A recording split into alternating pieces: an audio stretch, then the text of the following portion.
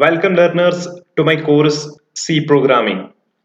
Previous lecture में हमने increment decrement operators, इसके अलावा हमने prefix and postfix increment and decrement with the help of program देखे थे। आज के इस लेक्चर में देखेंगे कि रिलेशन ऑपरेटर्स क्या होते हैं, what are the various types of relation operator. इसके अलावा हम देखेंगे with the help of program relation operator हमें कब जरूरत पड़ती है। अगर अभी तक आपने हमारे चैनल को सब्सक्राइब नहीं किया है तो please do subscribe our channel. इसके अलावा अगर आपको हमारे वीडियोस पसंद आते हैं तो do like and share those videos with your friends classmates. करते स्टार्ट आज का video. Relation operators. Relation operators की जरूरत हमें तब पड़ती है जब हमें वैल्यूज को आपस में कंपेयर करना पड़ता है। किसी भी एक्सप्रेशन में अगर रिलेशन ऑपरेटर्स है, उस एक्सप्रेशन को हम कहते हैं रिलेशनल एक्सप्रेशन। अगर जो हमारी रिलेशन है वो ट्रू है, दैट मीन्स जो भी वैल्यू रिलेशन एक्सप्रेशन का होगा वो 1 होगा। और अगर हमारे रिलेशन का वैल्यू फॉल्स है, दैट मीन्स जो भी रिलेशनल एक्सप्रेशन का वैल्यू होगा वो 0 होगा। यहाँ पे हम कुछ रिलेशनल ऑपरेटर्स देखेंगे। कौन कौन से रिलेशनल ऑपरेटर हमारी सी प्रोग्रामिंग में है। सबसे पहले हम देखेंगे कि ऑपरेटर कौन कौन सा है और उसकी मीनिंग क्या है। इस ऑपरेटर को हम कहते हैं लेस देन। नेक्स्ट ऑपरेटर को हम कहते हैं लेस देन और इक्वल टू। इस ऑपरेटर को कहते हैं हम इक्वल टू। बहुत सारे हमारे लर्नर्स उनको कंफ्यूजन हुआ होगा कि सिंगल इक्वल टू और डबल इक्वल टू में क्या डिफरेंस है। सिंगल इक्वल टू जो है इसको हम कहते हैं असाइनमेंट ऑपरेटर, और जो डबल 2 टाइम्स असाइनमेंट ऑपरेटर है इसको हम कहते हैं इक्वल टू। इसकी आपस में डिफरेंस क्या है, अगर हम एक एग्जांपल लेते हैं a इक्वल टू 8। इस सिंगल इक्वल टू या सिंगल असाइनमेंट ऑपरेटर का मतलब है कि 8 जो वैल्यू है उसको असाइन कर लो a में। अगर हम लिखेंगे a double assignment operator equal to b, इसको हम कहते हैं equal to, that means a का value is equal to b। ये मेन डिफरेंस है between single equal to and double equal to. उसके बाद है नॉट इक्वल टू, उसके बाद है ग्रेटर देन, और उसके बाद है ग्रेटर देन और इक्वल टू। यहाँ पे हमें 6 टाइप्स ऑफ रिलेशन ऑपरेटर्स दिए गए हैं with the help of program. हम इनको अपने प्रोग्राम में देखेंगे। इसके बाद हम एक एग्जांपल लेते हैं। फॉर एग्जांपल हमने 2 वेरिएबल लिए a equal to 9 and b equal to 5। उसके बाद हम एक एक्सप्रेशन लेते हैं। उसके बाद हम देखेंगे कि इनकी आपस में रिलेशन क्या है, वेदर इट इज ट्रू और फॉल्स। उसके बाद देखेंगे जो हमारी एक्सप्रेशन का वैल्यू है वो 0 है या 1। सबसे पहले हम लेते हैं a लेस देन b। क्या 9 लेस देन b से है? 5 है, फॉल्स। दैट मीन्स एक्सप्रेशन का वैल्यू जो है वो 0 है। क्या a लेस देन और इक्वल टू b है? ना ही ये लेस देन है ना ही इक्वल टू है, दैट मीन्स इस एक्सप्रेशन का वैल्यू भी जो है वो फॉल्स है और वैल्यू भी इसका फॉल्स है। उसके बाद a equal to b, that means क्या a b के बराबर है? 9 is equal to 5, false, that means 0। उसके बाद क्या a is not equal to b? क्या ये हमें पूछता है, एक्सप्रेशन हमें बताता है क्या a b के इक्वल नहीं है? दैट इज ट्रू, a तो b के इक्वल नहीं है, इसीलिए हमारा जो वैल्यू है वो 1 आ गया।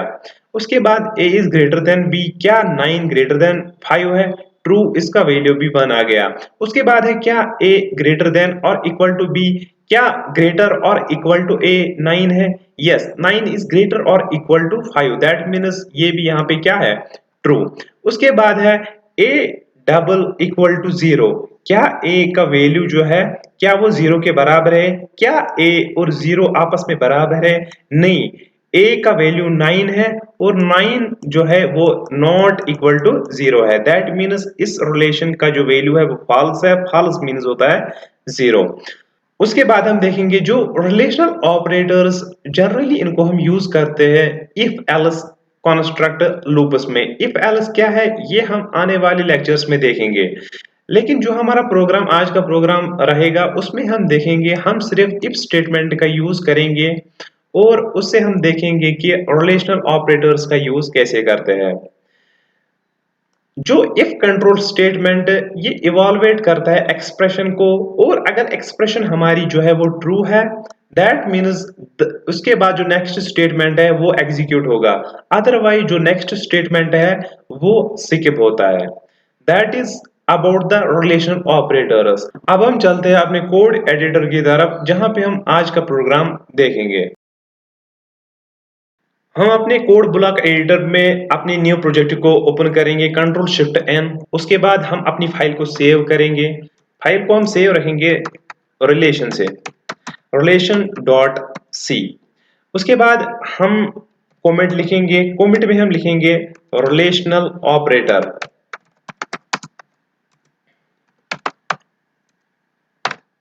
उसके बाद हम अपना प्रोग्राम का जो बेसिक प्रोग्राम है वो हम लिखेंगे हैश इंक्लूड। हमें अपनी इंक्लूड फाइल करनी है stdio, क्योंकि हमें printf फंक्शन का इस्तेमाल करना है। उसके बाद हम अपनी मेन फंक्शन लिखेंगे int डेटा टाइप। उसके बाद मेन, उसके बाद पैरेंथेसिस हम फंक्शन लिखते हैं, उसके साथ पैरेंथेसिस लिखते हैं, उसके बाद एंड क्लोज ब्रैकेट्स। हम अपने मेन फंक्शन को रिटर्न करवाएंगे, दैट मीन्स रिटर्न 0। उसके बाद हम अपना प्रोग्राम जो है वो हम इसमें लिखेंगे। सबसे पहले हम क्या करेंगे, हम लेंगे दो values int a equal to 3 और हम लेंगे b इक्वल टू 5। या हम काम करते हैं, हम यूजर को ही कहते हैं कि आप वैल्यू इनपुट कराओ। हम लेते हैं दो वैल्यू a एंड b, हम दो वेरिएबल्स को यहाँ पे क्या करते हैं डिक्लेयर करते हैं। उसके बाद हम कहेंगे यूजर को एक मैसेज देंगे printf के फॉर्म में, enter values of a and b। User को हम कहेंगे आप a और b का जो वैल्यू है वो एंटर करो। उसके बाद क्या होगा कि हम scanf करवाएंगे, जो वैल्यू है वो किस में रहेंगे। उसके लिए हम लिखते हैं परसेंटाइल d और एक परसेंटाइल d, क्योंकि दो वैल्यू हमें इंसर्ट करने हैं। उसके बाद हम कामा करके लिखेंगे एड्रेस देंगे, कहाँ पे एड्रेस का एक की जो एड्रेस है उसमें एक वैल्यू स्टोर है और दूसरा address of b, that mean जो बी का वैल्यू हो वो बी के एड्रेस पे स्टोर है। उसके बाद हम लेंगे if condition with the help of if condition. If a is less than b, क्या ए लेस देन बी है, तब हम क्या करेंगे, हम प्रिंट एफ करवाएंगे जो ए में वैल्यू लिखेगा, that means percentile D is less then percentile D, जो यूजर ने वैल्यू इनपुट किए होंगे। उसके बाद हम नेक्स्ट लाइन पे स्लैश एन करेंगे, नेक्स्ट लाइन पे जाएंगे और ए कामा बी इसको वैल्यू देंगे।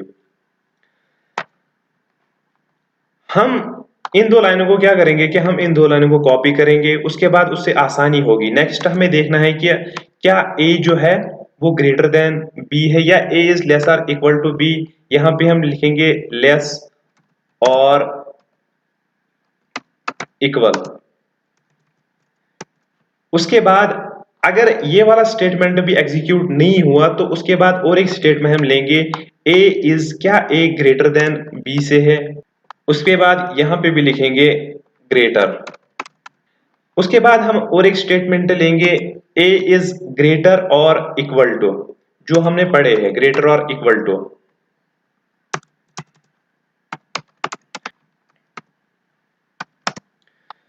उसके बाद हम और एक लूप लेंगे, इफ कंडीशन हम और एक लेंगे जहां पे हम और एक कंडीशन देखेंगे कि क्या ए इक्वल टू बी है।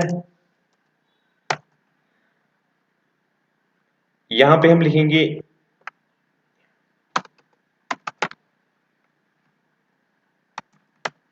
इक्वल टू, ये यहाँ पे हमने कुछ कंडीशंस लिखेंगे। इसके बाद हम अपने प्रोग्राम को सेव करेंगे, उसके बाद बिल्ड एंड रन करेंगे। आफ्टर एग्जीक्यूशन ऑफ प्रोग्राम हमें एक मैसेज प्रिंट होगी enter values of a and b. हम ए का वैल्यू लेते हैं 2 और बी का लेते हैं 6। उसके बाद कौन कौन से स्टेटमेंट है, 2 इज लेस देन 8 और 2 इज लेस देन और इक्वल टू, यही दो स्टेटमेंट जो है वो एग्जीक्यूट हुए। बाकी जो भी स्टेटमेंट हमने लिखे थे जैसे ए इज लेस देन, ये वाला एग्जीक्यूट हुआ और दूसरा वाला। उसके बाद जो भी इफ में क्या होता है कि with the help of if, अगर कंडीशन ट्रू है तो वो इस स्टेटमेंट पे जाएगा, ये प्रिंट स्टेटमेंट करेगा। अगर ये कंडीशन फॉल्स है तब वो इस स्टेटमेंट को स्किप करके दूसरे स्टेटमेंट पे जाएगा। हमारे प्रोग्राम में आप देख सकते हैं कि हमारे दो आउटपुट आ चुके हैं। हम क्या देखते हैं यहाँ पे कि सबसे पहली कंडीशन ट्रू निकली, 2 इज लेस देन 4, दूसरी भी 2 इज लेस और इक्वल टू 4, उसने भी इसको भी प्रिंट किया। लेकिन जब third time A is greater than 2 is greater than 4 आया तो ये वाला स्टेटमेंट फॉल्स निकला, उसने इसको स्किप किया। उसके बाद वो इस वाले पे आ गया, सेम उसके बाद इस तरफ आ गया। This is all about the today's lecture. Thanks.